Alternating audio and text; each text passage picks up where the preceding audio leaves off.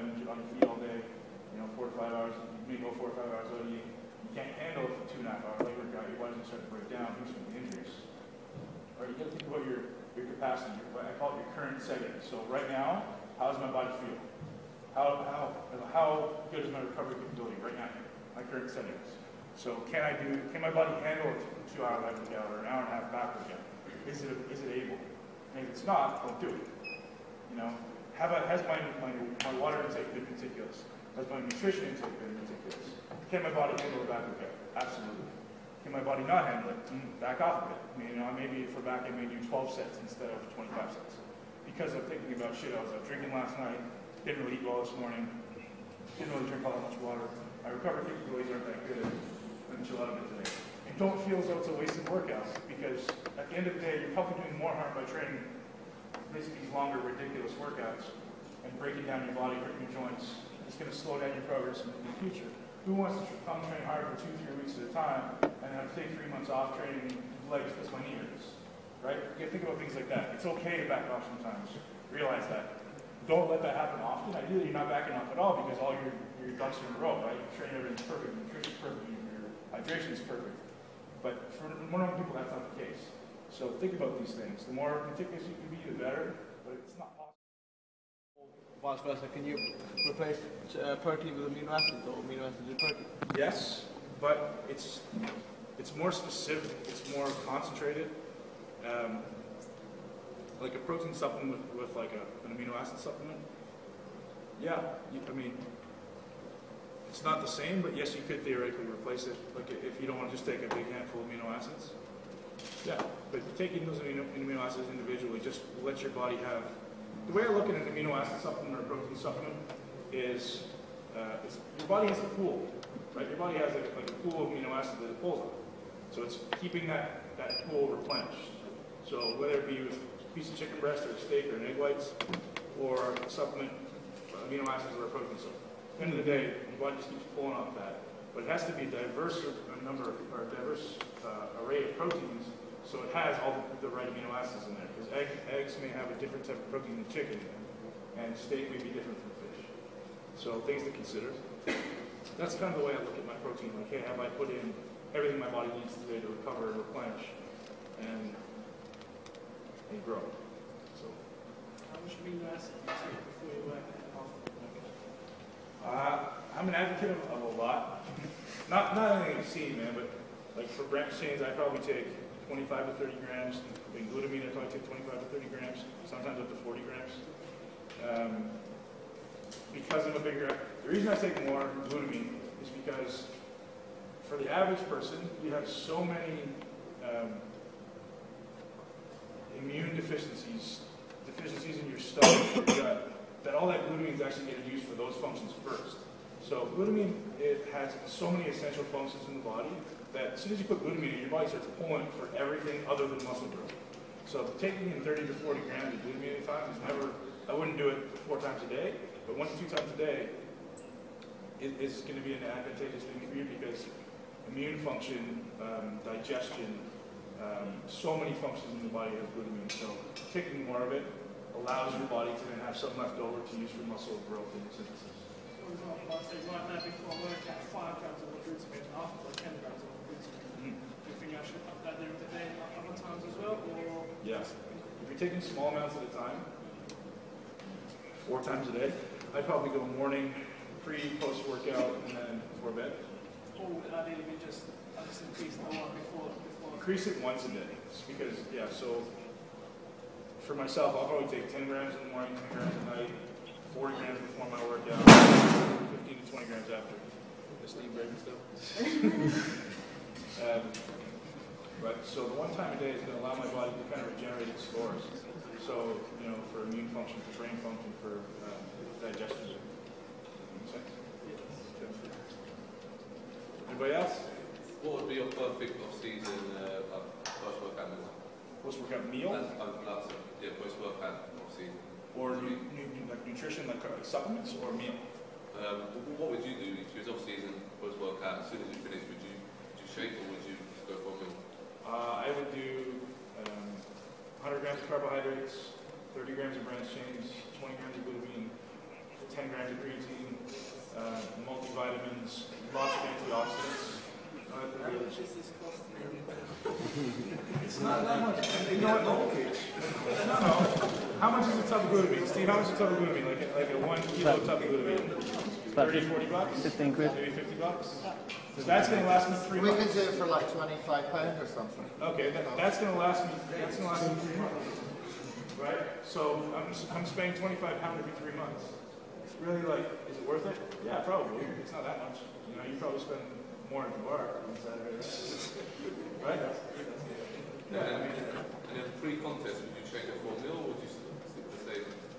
I would stick the same. I'd eat a meal as soon as I can afterwards. So that was kind of the end of that. Was like have that immediately, like the second I'm done training, and then when 20, 30 minutes I'm eating a meal. Just because you're going to get all those great nutrients in fast, and then you put the meal in to kind of saturate your body and pull your nutrients. So. Every workout. No, again. We get guys that train and they walk out, but they can't walk out. Well, Is it necessary to train to failure every time? Not every time. Like I said, the way I would determine that is with my current setting. So if everything has been perfect, then I know I can do a little more volume. I don't know how many guys follow my career, probably not that many, being where I'm from.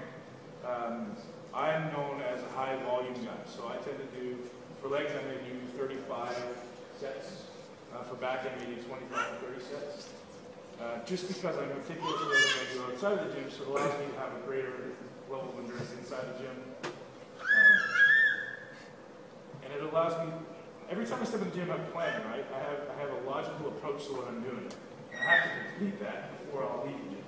So the problem is most people just come in and just try to smash it, and they're doing the same thing over and over. They don't realize it. So I'm using I'll give you an example of let's talk triceps. Okay.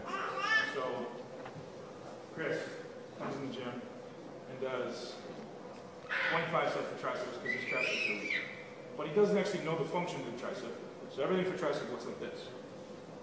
So doing 25 sets at the exact same range of motion is going to do what to your body? It's going to wear you out, right? It's like swinging on a door hinge. If I'm hanging on a door and I'm doing the same thing, the same movement from the same angle, eventually that door's going to rip out. It's going to start to rip your joint. It's going to hurt.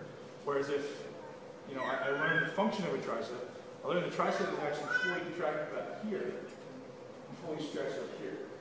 So what I'm trying to do is with every body part, this applies to everything, so keep this in mind. Every body part, I want to learn the function of that muscle. So tricep, full contraction is here. This is a fully shortened tricep. This is a fully lengthened tricep. So I'm trying to take that muscle through its entire range of movement. So you can tell me what an entire range of movement may look like in a tricep. You do it in one exercise. Considering what I just told you. Can't do it, right? So I may do 4 to 5 different exercises to allow myself to get to the entire range of movement. So tricep workout, they begin with maximum shortening. Typically, I'll begin a workout with a maximum shortening for any body part. So for tricep, I may do something like kickbacks, dumbbells. I may do something like a rope. I'm coming back here. So that's one movement. So I just did 5 sets for that. And then I may do something in the mid-range. And then I may do something back here. So I'm getting every aspect of that range of movement, but it's different exercises. So as opposed to coming in and doing, so I just did 16 sets for triceps, but I didn't really fatigue any particular one particular part of the muscle more than I did everything else. So this is a fully lengthened bicep. This is a fully shortened tricep and a fully lengthened bicep. Make sense? So I'm back here. That's fully lengthened. Where's fully contracted? That's what everybody thinks, but in reality it's here. Okay, so how do I fully shorten my bicep? Here. Okay, so with it knowing that, I may do 20 sets for biceps, starting here, doing something here, and doing something in mid-range of movement. Considering, one thing you need to consider is your muscle is always strongest in its midpoint of the range. So I may save that for the end of the workout. For myself, I'm trying to get longer biceps. I may start doing something way down here. I may do something way back here, trying to hit the bottom part of the bicep, and then up here to get the maximum shortened. And then at the end, when you're weakest, because you're tired, you stay in the mid-range of the movement where you're strongest. Does that make sense? So you're saying hit it different angles sort of thing? Different angles, but it's also just different parts of the range of movement. Yeah. You know, just, I don't know, does that make sense? Like, I'm trying to hit, you know, this is a short bicep, this is a long bicep. I'm trying to hit everywhere in between, as opposed to just here. Because I'm neglecting a part of the range of movement. Does that make sense? Anybody else? How do you deal with rep ranges? Are you keeping them in 12 for like hypertrophy because you're obviously a big guy, or are you doing lower ones for strength? Say that one more time. Are you doing high rep ranges for like hypertrophy? Are you doing lower ones Another for strength? amazing I know you question. vary it. Another amazing question. Along the same lines, your body has different types of muscle fibers. Some will get big, some are better for endurance. It's an extremely important thing, an extremely important idea to train them all. So his question was, do you always do high reps, low reps? What specifically do you do? I do everything within the workout. So fast twitch tends to be very explosive, short duration, 6 repetitions, 8 or 6 to 8 repetitions. And then I may do something that's a little slower twitch, which would be a little more deliberate, full range of movement, for maybe 12 to 15 repetitions. So every type of muscle fiber that's getting activated, they have different, they get activated over different times. So I may do a set that lasts for quads. I may do a set that lasts a minute, and I may do a set that lasts 15 seconds. Completely different exercises. So I may do a leg press for sets of 50, last me a minute, or I'll do leg extensions or squats that are really short, really powerful, really explosive, that works a different range of movement, or sorry, a different muscle fiber. I think Kevin English does a fairly thing called camp, obviously, where he changes obviously the rep range for a week. Yep. Would you advocate that, or would you do it all in the same workout? Yeah, you can definitely, there's no, with that particular thing, with the range of movement thing, I would do it within every workout. You try to get the full range of movement of muscle within every workout. That'll keep you healthy, that'll keep your joints from breaking down, and that'll get your muscle growing optimally. As far as the muscle fiber thing, so 1 week explosive, 1 week slow, completely. You can go a month straight being explosive and then a month straight slow. Although a month straight of like 4 heavy workouts, depending on your level of intensity, your level of focus, could be a lot. So I would probably, personally what I'll do is I'll probably go 2 weeks heavy, 1 week kind of backing off a bit, a little bit lighter, a little more meticulous. So you do like drop sets and negatives and Yep. do you do that every week or do you? I have something that I started doing recently that's working really, really well for me. I did a lot of research on how to optimize my natural growth hormone levels, my natural IGF-1 levels. I don't know if you know what IGF-1 is, you may not. Within your body, growth hormone has a very limited function. It actually will combine with insulin in your liver to form IGF-1, insulin-like growth factor. So that's actually the growth promoting hormone in your body. So as much as we all listen about growth hormone actually in your body is used to produce IGF-1. So what I'm trying to do is optimize as many natural mechanisms as I can to optimize these things. So to answer his question, the way you optimize growth hormone is taking a muscle, or sorry, IGF-1, is taking a muscle to complete exhaustion, which is extremely difficult to do. So what I actually try to do at the end of every exercise, not every set, every exercise, so I may do incline dumbbell press. I'll do 4 sets. On the 4th set, I'll do a strip set, so 3 drops, and every drop is to complete muscular exhaustion to the point that I can't even move the weight. So it's not, it may just be, I do 10 reps here, and the reps keep getting smaller. The range of movement, I don't start moving around, nothing changes. It stays within the same plane, it just keeps getting smaller until you literally can't budge it, drop it, get the next one. Okay? That's going to be your optimal way to maximize IGF. Growth hormone levels in your body. Great way to optimize growth, taking that muscle to complete exhaustion. Not necessarily every set, not necessarily every workout. Again, depending on your current settings. If you're taking in proper nutrients to recover, do it. If you're not, back off. You don't want to take any complete exhaustion if you don't have the proper vitamins, the proper water, proper protein.